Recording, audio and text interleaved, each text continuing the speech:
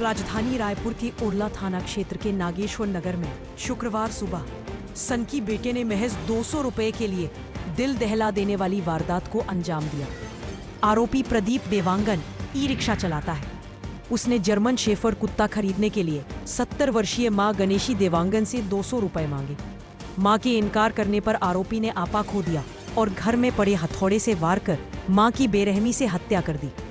बीच बचाव करने आई पत्नी रामेश्वरी देवांगन पर भी आरोपी ने हमला कर घायल कर दिया।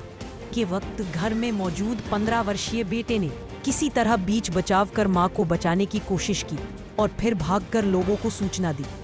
जब तक मोहल्ले वाले पहुंचे, आरोपी फरार हो चुका था। गंभीर रूप से घायल मां को तत्काल अस्पताल ले जाया गया, जहां इलाज के दौरान उनकी मौत हो गई।